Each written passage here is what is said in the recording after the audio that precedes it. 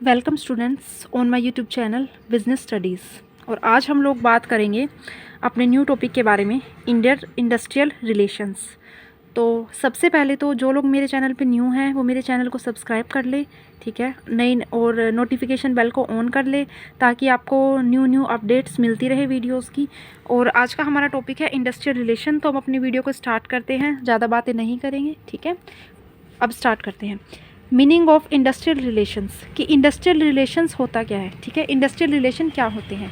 देखिए, सबसे पहली बात तो आपको पता होना चाहिए कि रिलेशन क्या होता है, ठीक है। रिलेशन आपको पता है दो लोगों के बीच में क्या रिलेशन है, कोई दोस्त है, मतलब रिलेशन, ठीक है, रिलेशन इज़ रिलेशन। तो in meaning of industrial relation क्या होता है, जब इसके साथ जब इंडस्ट्रियल जुड़ गया है ना, तो ये किससे रिलेटेड हुआ, इंडस्ट्री से, ठीक है। तो मतलब इंडस्ट्री के अंदर रिलेशन, ठीक है। तो ये होता है इंडस्ट्रियल रिलेशंस। तो क्या होता है, industrial relations refers to a relationship between the employer and employees. मतलब क्या है कि किसके बीच में relationship between employers and employees. जो वहाँ पे एम्प्लॉयर्स हैं और जो एम्प्लॉयज़ हैं उनके बीच में रिलेशनशिप्स को जो बताता है उसको हम बोलते हैं इंडस्ट्रियल रिलेशन, ठीक है। It is also refers to a field of study that examines these type of relations, especially group of worker in unions, the employers, okay. देखो, ये बेसिकली क्या होता है, इसको हम as a field of study भी बोल सकते हैं। किस चीज़ की स्टडी करता है, जो किस चीज़ को एग्जामाइन करता है, ठीक है। ये एक फील्ड ऑफ स्टडी भी होती है जो एग्जामाइन करता है कौन कौन से टाइप के रिलेशंस को, जैसे कि वर्कर्स इन यूनियन है, ठीक है, जो यूनियन के अंदर वर्कर्स हैं और एम्प्लॉयर्स हैं उनके रिलेशंस को, ठीक है। ये बहुत ही सिंपल सा टॉपिक है, इसको ज़्यादा कॉम्प्लिकेटेड नहीं बनाएंगे, बहुत ही सिंपल भाषा के अंदर हम लोग समझेंगे, ठीक है। अदरवाइज़ ये बहुत कॉम्प्लिकेटेड हो जाएगा। तो जो ओनली आप ये समझिए कि एम्प्लॉयर और एम्प्लॉय के रिलेशनशिप के बारे में बताया गया है इसमें, और लेबर यूनियंस हो गई, ठीक है, और अदर जो पार्टीज़ हैं उनके साथ रिलेशनशिप के बारे में बताया गया है। यही इंडस्ट्रियल रिलेशन है बस, ठीक है। ये इसकी डेफिनेशन है। The employees are represented by management and employees by union. मतलब जो एम्प्लॉयर्स हैं जो किसके द्वारा रिप्रेजेंट किए जाते हैं, मैनेजमेंट के द्वारा, और जो एम्प्लॉयज़ हैं वो किसके द्वारा रिप्रेजेंट किए जाते हैं, यूनियन के द्वारा, ठीक है। लेबर यूनियन सुना होगा ना आप सब लोगों ने, उनके द्वारा रिप्रेजेंट किए जाते हैं। अब हम बात करते हैं नेचर ऑफ इंडस्ट्रियल रिलेशंस की। नेचर क्या होता है इसका, नेचर क्या होता है आप सब पहले बताइए। नेचर होता है आपका स्वभाव, कहते हैं ना कि इस इंसान का ऐसा नेचर है, ये सब चीज़ें। तो नेचर एंड कैरेक्टरिस्टिक्स गुण्स होते हैं। It concern with the relationship between management and workers. देखिए, नेचर क्या होता है, कैरेक्टरिस्टिक किसी भी इंसान की। तो इंडस्ट्रियल रिलेशन की कैरेक्टरिस्टिक क्या होगी, एक तो ये रिलेशनशिप बताता है बिटवीन मैनेजमेंट एंड वर्कर्स के बीच में, ठीक है।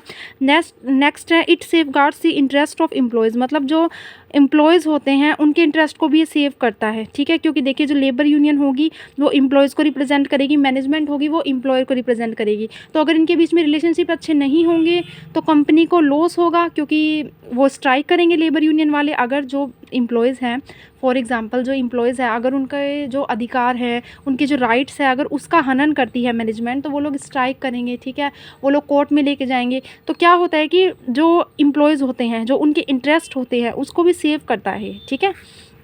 नेक्स्ट है, it concern with the system, rules and procedure used by unions and employees to determine the reward and other condition of the employment. मतलब कि ये किसके साथ डीलिंग करता है, सिस्टम के साथ, रूल्स के साथ, और जो प्रोसीजर हैं यूनियन के द्वारा यूज़ किए जाते हैं और एम्प्लॉयज़ के द्वारा यूज़ किए जाते हैं। किस चीज़ के लिए, अपने रिवार्ड और जो अदर कंडीशन है उनकी एम्प्लॉयमेंट को, उस चीज़ के लिए जो यूज़ किए जाते हैं। तो उन सब के साथ भी ये डीलिंग करता है। मतलब कि जैसे कि फॉर एग्जांपल ले लेते हैं हम, जैसे कि जो एम्प्लॉयज़ हैं उनको सेफ एनवायरनमेंट मिलना चाहिए, वर्किंग एनवायरनमेंट, ठीक है, उनको अच्छा पानी मिलना चाहिए, उनकी वेज अच्छी होनी चाहिए, फेयर वेज मिलनी चाहिए सबको, ठीक है। तो इन सब बातों का ध्यान भी इंडस्ट्रियल रिलेशन में ही रखा जाता है। It is multi dimensional in nature. मतलब मल्टी डायमेंशनल है ये, कि इसके अंदर बहुत सारी पार्टीज़ इन्वॉल्व होती हैं, ठीक है। नॉट ओनली एम्प्लॉयर और एम्प्लॉयज़, बहुत सारी पार्टी, गवर्नमेंट होगी, लेबर यूनियंस होगी, ठीक है, बहुत सारी पार्टीज़ इन्वॉल्व होती है। तो it is multi dimensional in nature. Next है, interactive and consultative in nature. मतलब क्या है, देखो, इसके अंदर इंटरेक्शन तो होगा ही ना। अगर आपके साथ किसी के साथ रिलेशन अच्छे हैं, या रिलेशन आपको बनाने हैं किसी के साथ अच्छे, तो आपको उसके इंटरेक्ट तो करना पड़ेगा ना। तो इंटरेक्शन होता है इसके अंदर। और कंसल्टेटिव मतलब कि सलाह से काम करते हैं दोनों, ठीक है, कि जो एम्प्लॉयज़ है वो भी खुश रहें और जो एम्प्लॉयर है वो भी खुश रहें। जो एम्प्लॉयज़ हैं उनको वेज अच्छी मिले, वर्किंग कंडीशन अच्छी मिले, और जो एम्प्लॉयर्स हैं उनको प्रॉफिट अच्छा मिले, ऑर्गेनाइजेशन की ग्रोथ हो, ठीक है। तो ये सब कुछ भी इसके अंदर इन्वॉल्व है। नेक्स्ट है it has split of compromise and accommodation. Compromise and accommodation की स्प्लिट होती है इसके अंदर, ठीक है। थोड़ा कॉम्प्रोमाइज़ लेबर्स को करना पड़ता है एंड थोड़ा कॉम्प्रोमाइज़ एम्प्लॉयर्स को करना पड़ता है, ठीक है। तो दैट्स ऑल।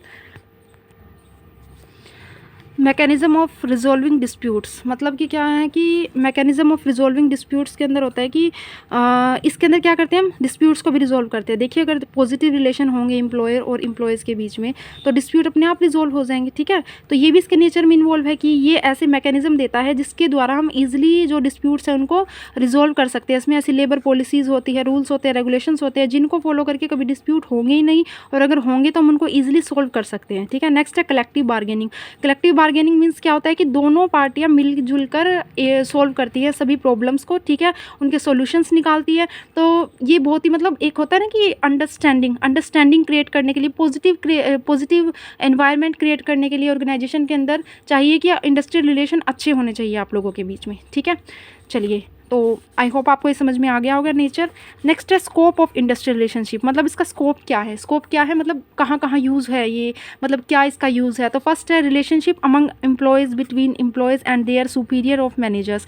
तो क्या इसका कहाँ कहाँ इसका स्कोप है, रिलेशनशिप को बताता है ये एम्प्लॉय के बीच में जो रिलेशनशिप है, ठीक है, जो सेम पोजीशन पे काम कर रहे हैं, and their superiors of manager, मतलब जो उनके ऊपर एम्प्लॉयर्स हैं, ठीक है, उनके रिलेशनशिप के बारे में बताता है।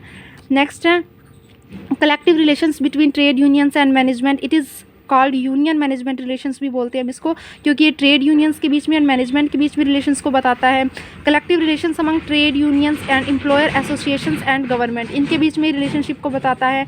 मैकेनिज्म ऑफ हैंडलिंग कॉन्फ्लिक्ट्स, ठीक है, तो ये इसके अंदर दिया गया है। मैकेनिज्म क्या होता है, रूल्स एंड रेगुलेशन, प्रोसीजर्स जो कोई भी दिए हुए हैं डिस्प्यूट्स को रिजोल्व करने के लिए, तो ये उन सबको बताता है, ठीक है। तो आज की वीडियो में इतना ही, आपको नेचर मैंने बता दिया है, स्कोप बता दिया है। फिर भी अगर आपको कुछ समझ में नहीं आया है तो आप लोग कमेंट करके पूछ सकते हैं, ठीक है। और वीडियो को लाइक करें अगर आपको पसंद आती है। Thank you.